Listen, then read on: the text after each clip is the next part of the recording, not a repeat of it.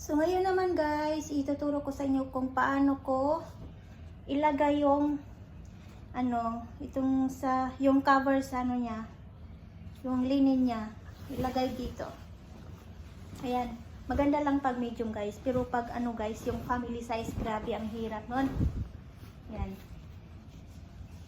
Ganyan lang. Iano mo muna to dito, ito. Ilagay mo muna dito to, dyan. Tapos kunin mo itong itong comforter guys. Ayan. Tapos hawakan mo dito sa edge, dito sa kilid. Tapos ipasok mo dito kung saan to siya nakalugar. Yan, pasok mo dito. Tapos iano mo dito mo ilagay. Yan. Tapos tandaan mo lang yan kung saan mo yan ilagay. Yan, dyan. Ay, nahulog tuloy. Tapos next, ito naman sa kabila, ito. Ipasok mo na naman dito sa kung saan siya banda. Dapat dito. Ayan. Tapos nandito na. Ayan, nandito na yung dalawang side. Tapos, ito lang ginagawa ko guys. Ganyan siya. Ayan, ganyan mo lang para pumasok yan doon. Ganyan. Tapos minsan ginaganyan ko yan siya. Para pumunta doon. Pumunta doon. Ayan. Ganyan ko lang ganas para Tapos, ito na. Nandito na yung zipper. Iano mo lang dito. Ilagay mo lang yan dito. Hawakan mo lang. Tapos, sa kabila naman, dito. Hawakan mo lang. Tapos, ganyan mo lang.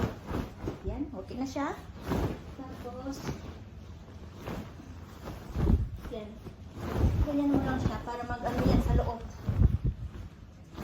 Ganyan. Tapos, yan mo na, i-zipper mo na siya dito. Close mo na.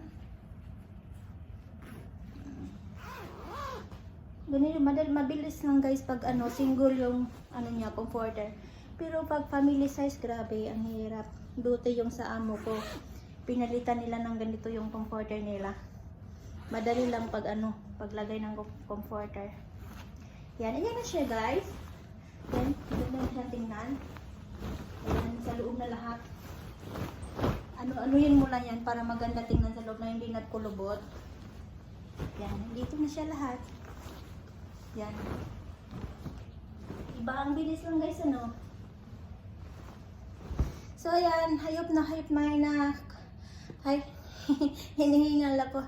Hayop na may na-learn kayo guys. Ganun lang kabilis pag maglagay ng comforter sa natin. Sa cover niya. So, ayan. Thank you for watching guys. See you for my next video. Bye-bye.